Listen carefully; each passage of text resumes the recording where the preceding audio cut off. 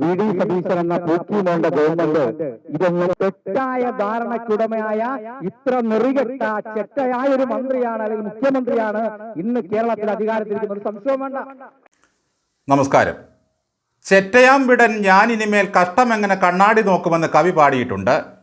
ജനിച്ചതിൽ പിന്നെ ഇന്ന് വരെ കണ്ണാടിയിൽ സ്വന്തം മുഖം കാണാത്ത ഒരുത്തൻ തെരുവിൽ നിന്ന് കേരളത്തിൻ്റെ മുഖ്യമന്ത്രിയെ വിളിച്ച വിളി കേട്ടില്ലേ?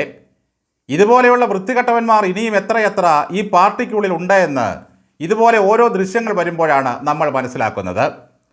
ഡിവൈഎഫ്ഐയിൽ ചേരുന്ന ഒരാൾ ശത്രുപക്ഷത്തുള്ള മുഖ്യമന്ത്രിയെയോ പ്രധാനമന്ത്രിയെയോ ഏറ്റവും മ്ലേച്ഛമായ ഭാഷയിൽ സംബോധന ചെയ്താൽ അവനാണ് നാളത്തെ നേതാവ്.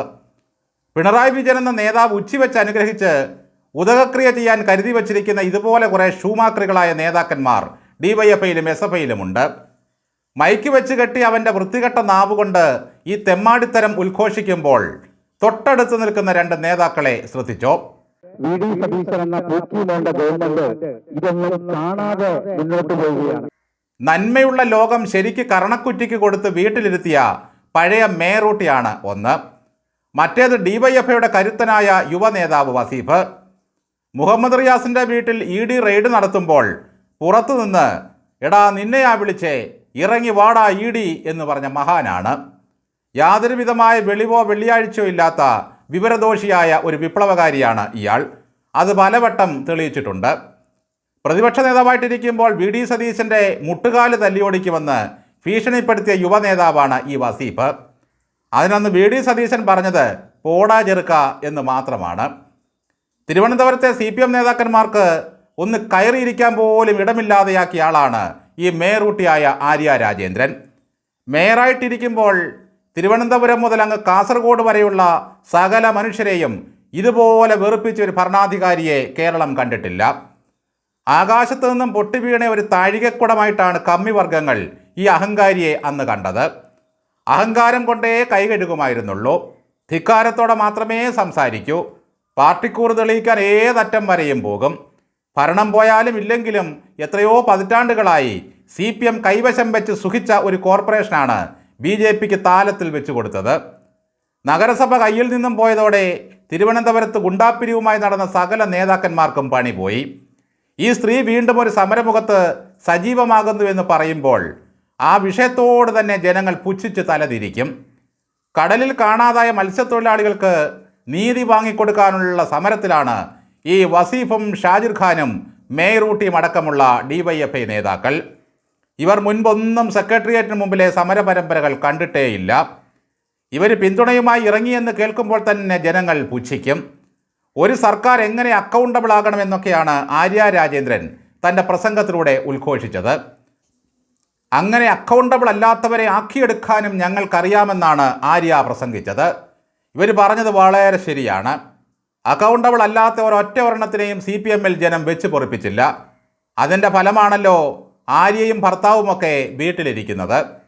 ഈ സ്ത്രീ തൻ്റെ തെരഞ്ഞെടുപ്പ് വാഹനത്തിൽ കയറിയത് കൊണ്ടാണ് ഞാൻ തോറ്റുപോയതെന്ന് CPM നേതാവായ ശിവൻകുട്ടി മാമൻ വരെ പരാതി പറഞ്ഞതാണ്. തിരുവനന്തപുരം നഗരസഭ കയ്യിൽ നിന്ന് പോകാൻ കാരണക്കാരിയായ ആര്യ രാജേന്ദ്രൻ ഇപ്പോൾ SFIക്കാർ പോലും തിരിഞ്ഞു നോക്കാത്ത അവസ്ഥയാണ്. അങ്ങനെ ഇരിക്കുമ്പോഴാണ് പിണറായി വിജയൻ്റെ ബേക്കറി ജംഗ്ഷനിലെ വീട്ടിൽ ഒരു റെയ്ഡ് നടന്നത്. പിണറായി സേവയ്ക്ക് പറ്റിയ ഒരു അവസരമാണല്ലോ എന്ന് കരുതി ഭാര്യയും ഭർത്താവും കൂടി ഇറങ്ങി നേതാക്കന്മാർക്കൊപ്പം വന്ന് കുത്തിയിരുന്നു. ജനങ്ങളെ അഭിമുഖീകരിക്കാനും കൈമുഷ്ടി ചുരുട്ടി മുദ്രാവാക്യം വിളിക്കാനും വല്ലാത്തൊരു ചളിപ്പുണ്ട് ഈ ആര്യയ്ക്കിപ്പോൾ. ഇവരുടെ ചളിപ്പും ചമ്മലും തിരിച്ചറിയുന്ന ചാനലുകാരും യൂട്യൂബർമാരും വിടാതെ പിന്തുടരുകയാണ്. മേയറായിട്ടിരിക്കുമ്പോൾ ഇവർക്ക് ചുറ്റും എന്തൊരു ആൾക്കൂട്ടമായിരുന്നു. മേയറൂട്ടിയുടെ ഗുണഗണങ്ങൾ മഹിമയും പാടാത്ത ഒരൊറ്റ ദിവസമുണ്ടായിരുന്നില്ല സൈബർ ചാവേറുകൾക്ക്. എന്തായാലും പിണറായിയെയും ആ ഭരണകൂടത്തെയും വിഷം പോലെ വെറുക്കാൻ കാരണക്കാരായ കുറേ വനിതാ നേതാക്കൾ കേരളത്തിൻ്റെ 3 ദിക്കിലുമുണ്ട്. അത് തലസ്ഥാനത്ത് ആ ധർമ്മം നിർവഹിച്ചത് ആര്യ രാജേന്ദ്രനാണ്. നേമത്തെ അക്കൗണ്ട് പൂട്ടിക്കാനിറങ്ങിയ ശിവൻകുട്ടിക്ക് പറ്റിയ പറ്റ് കണ്ടില്ലേ? ആര്യ വണ്ടിയിൽ കയറിയതിൻ്റെ വിരോധമെല്ലാം ശിവൻകുട്ടിയോട് ജനം അങ്ങ് തീർത്തു. പിണറായി ദാസിയായി നടന്ന ഒരു IASകാരിയെ കെട്ടിയതിൻ്റെ ജനരോഷമാണ് ശബരിനാഥിനെതിരെ ജനം തീർത്തത്. ആര്യ രാജേന്ദ്രനും ദിവ്യ SIയരും വീണ തൈക്കണ്ടിയുമൊക്കെ കാതിലോലയും നല്ല താളിയുമായി അങ്ങ് നടക്കുകയായിരുന്നു. നമ്മൾ ആദ്യം കേട്ട തെമ്മാടിത്തര പ്രസംഗം നടത്തിയ നേതാവിനെ കുറ്റം പറഞ്ഞിട്ട് കാര്യമില്ല. കാരണം അവൻ പഠിച്ച സ്കൂൾ ഏതാണെന്ന് നമുക്കറിയാം. അവൻ വളർന്നു വന്ന പാർട്ടിയുടെ ഗുണമാണ് ആ കാണിച്ചത്. നിരവധി വർഷം MP ആയിരുന്ന ഒരു മനുഷ്യനെ പരനാറി എന്ന് മൈക്കിലൂടെ വിളിച്ച് അധിക്ഷേപിച്ച ഒരാളുടെ ശിഷ്യഗണത്തിൽപ്പെടുന്ന ആളിൽ നിന്ന് നല്ലത് വല്ലതും പ്രതീക്ഷിക്കാമോ? ഇനിയുള്ള 5 വർഷം ഏറ്റവും വലിയ സാമൂഹിക ദുരന്തങ്ങളായി ഈ DYFI നേതാക്കൾ മാറുമെന്ന കാര്യത്തിൽ യാതൊരു സംശയവുമില്ല. കല്യാണം കഴിച്ച് 2-3 പിള്ളേരുടെ തന്തയായാലും ഇവനൊക്കെ DYFI ആണ്. ഗവർണറെ തെറിവിളിച്ച് ശീലിച്ചു വരുന്നവരാണ് SFIയിലുള്ളത്. SFIക്കാർക്കും DYFIക്കാർക്കും CPM നേതാക്കൾക്കും VD സതീശൻ ചെറ്റയാണെങ്കിൽ ഇന്ത്യയുടെ പ്രധാനമന്ത്രി അവരെ സംബന്ധിച്ചിടത്തോളം ചായക്കടക്കാരൻ മാത്രമാണ്. ഇതിലും നന്നായി കേഡറുകൾക്ക് ക്ലാസ് എടുത്തു കൊടുക്കാൻ പറ്റിയ നേതാക്കൾ CPMലുണ്ടോ? എന്തിനേറെ G. സുധാകരൻ എന്ന കമ്മ്യൂണിസ്റ്റ് നേതാവിനെ ചെറ്റ എന്നാണ് പിണറായി വിജയൻ വിളിച്ചത്. ചെറ്റക്കുടിലിൽ പിറന്നവനും തൊണ്ടു തല്ലുന്നവനും കയറ് പിരിക്കുന്നവനുമൊക്കെ അഭയ കേന്ദ്രമായി മാറിയൊരു പ്രസ്ഥാനമായിരുന്നു കേരളത്തിലെ കമ്മ്യൂണിസ്റ്റ് പാർട്ടി. ഇന്നത് രാഷ്ട്രീയ എതിരാളികൾക്ക് നേരെ എടുത്തു പ്രയോഗിക്കാനുള്ള വാക്കായി പിണറായി വിജയൻ കണ്ടു.